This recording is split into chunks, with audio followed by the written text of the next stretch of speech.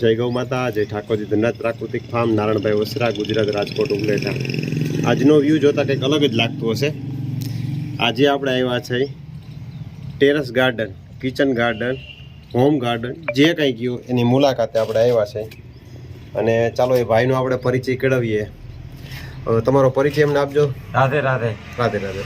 સંજીવભાઈ ભરડવા, લાતી બજાર, વેપનાર પ્લાયવુડ, ઉપલેટા.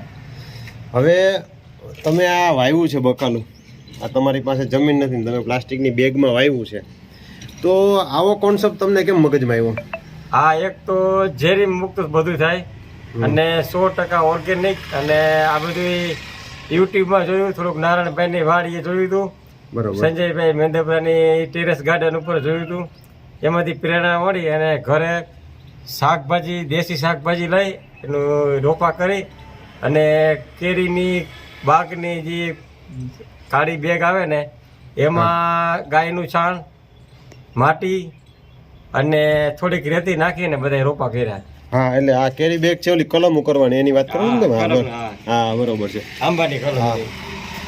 તો આ સરસ મજાની આ મેથી છે, બરોબર ને? આ ટ્રેમાં મેથી વાવી છે, આમાં પાલક વાવી છે. અને હાલ અત્યારે આપણે આ રીંગણીના રોપ કર્યા છે ને? આ રીંગણાની. હા, આપણે રીંગણીના રોપ કર્યા છે, બરોબર. અને આ ગલકા અત્યારે વેલો પતી ગયો લાગે છે. આ ગલકા ઉતરી પૂરા થઈ ગયા અને સામે ઉતરવાનું ચાલુ થઈ. હા, જો નાનકડી દૂધી લાગી છે, દૂધીનો વેલો અત્યારે હાલમાં છે. આમ રીંગણા પણ જો આર્યામાં છે, સરસ મજાના મોટા મોટા. અને ટમેટી આવવાનું ચાલુ છે. આ રીંગણીમાં રીંગણા છે. તો અત્યારે ખરેખર આ તમારી જગ્યા તો હાવ ટૂંકમાં આમ જગ્યા મોટી છે, પણ તમે થોડાકમાં જ આ બધું કર્યું છે. તો 10 બાય 10ની મેળી હોય તો એના 2 જણા 3 જણાનું ફેમિલી હોય તો એના માટે ઇનફ થઈ જાય. મેં આ ટમેટા અને રીંગણા વાવેલ છે, હા, એ લગભગ મેં ચોમાસા પછી લીધા જ નથી લીધા. અને મેથી નથી લીધી, પાલક નથી લીધી, ફુદીનો નથી લીધો, ખીસોડા નથી લીધા, દૂધી નથી લીધી. પછી ચોમાસાની ઋતુમાં મેં ઝુમખડી વાવેલી હતી, જે અત્યારે ઝુમખડી ઉપલેટી બજારમાં મળતી હતી. બરોબર છે. ઝુમખડી મેં આખું ચોમાસું ખાધું, પછી ખાધી અને નજીકના મિત્ર મંડળને બધાને ઝુમખડી ખવડાવી હતી. હવે આમાં દેશી માણસો જે સાંભળતા હશે એને તો ખ્યાલ હશે. હવે આ ઝુમખડી શું છે ને એ ખ્યાલ નહીં, અત્યારે છે નહીં, નકર આપણે બતાવત. બરાબર.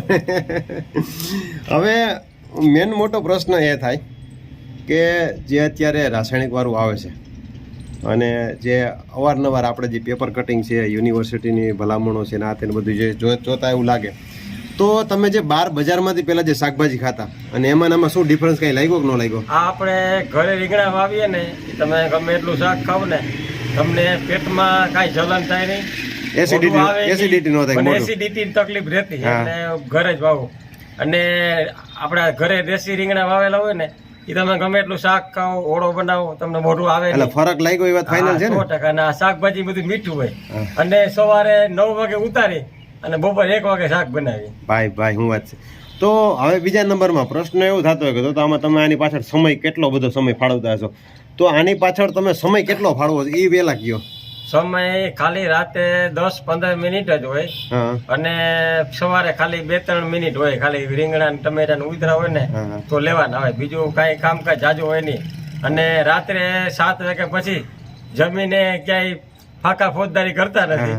અને આ ઉપર ટેરેસ ગાર્ડન ઉપર બેસી અને જેટલું થાય ને એટલું કામકાજ કરી અને નવી બેગ ભરી નવા રોપા કરી અને આજુબાજુ વાળા રોપા મારી પાસે લઈ જાય રીંગણા. બરાબર છે. તો ખૂબ સરસ. કે ખાલી તો એટલે તો આને પાણી પાવાનો નહીં, આમ તો બહુ નિંદામણ કેવું તો કાંઈ થતું ન હોય. એક બેગ ની અંદર ખાલી 1 ડબલું પાણી જોઈએ. એટલે 10 બેગ હોય તો 10 ડબલા જોઈએ ખાલી. એટલે આ સરસ 5-7 મિનિટનું કામ હોય.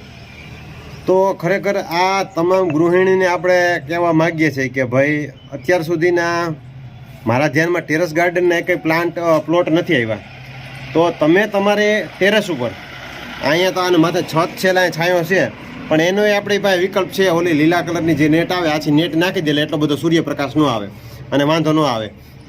અને અમુક જે આ છોડ છે એને તો તડકે રાખવા પડે એટલે વાંધો ન આવે. તો જે ખાલી 1.5 થી પોણી કલાકનો સમય ફાળવે તો રોજનું એમ કહી કે 1.5 કલાકમાં એ રોજનું 100 રૂપિયાનું કામ કરી એના જેવું થાય. અને પાછું 100% ઓર્ગેનિક અને પાછું શુદ્ધ ખાવામાં, સ્વાદિષ્ટ ખાવામાં અને કોઈ પણ પ્રકારની નુકસાન કર્યા વગરનું એકદમ સરસ કોઈ પણ પ્રકારનું પેસ્ટિસાઇડ કેમિકલ છાંટ્યા વગરનું તો તમારો સંદેશ શું છે ખરેખર આ આપણે કરાય કે ન કરાય? આ તમારે ખાલી ઓછામાં ઓછી 10-15 બેગ ભરો ને તો આખું વર્ષ તમારે શાકભાજી બજારમાં ગોતવા ન જવું પડે. તમને ભાવતું શાકભાજી તમે ઘરે ઉગાડી શકો. 10 બાય 10 નું હોય તો ઇનફ થઈ જાય, જાજુ થઈ 10 બેગ ઓહો થઈ જાય ને.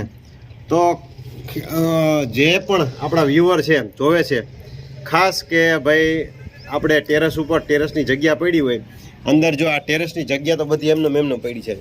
આ અહીંયા કુંડા છે, આ જે દિવાલ છે દિવાલની ઉપર એમને કુંડા મૂકેલા છે, બરોબર. અને એના એટલે જગ્યા નીચેનો સ્પેસ રોકતો નથી. અને જો અત્યારે આ રીંગણા ને બધું ઉતરે એવું જ છે.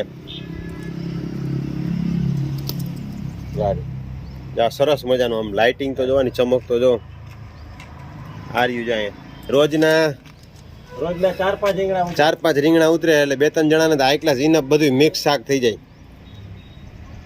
આ ટમેટી એકદમ દેશી ટમેટી, જે ઓલી આપણે ચેરી ટમેટી જે કહેવાય ને એ, એટલે ટમેટા ઘરના થઈ જાય. અહીંયા ટમેટીમાં ટમેટા છે હાઈ ક્લાસ, જો સરસ મજાના દેશી ખાટા દેશી ખાટા ટમેટા.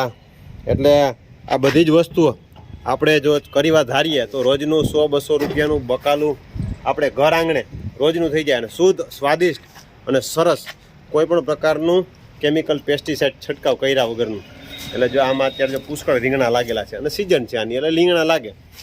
તો મિત્રો ટેરેસ ગાર્ડન કરાય અને કરો, જેથી કરીને શુદ્ધ અને સ્વાદિષ્ટ આપણે ભોજન મળે. તો ચાલો મહાદેવ, જય ગૌ માતા. રાધે રાધે.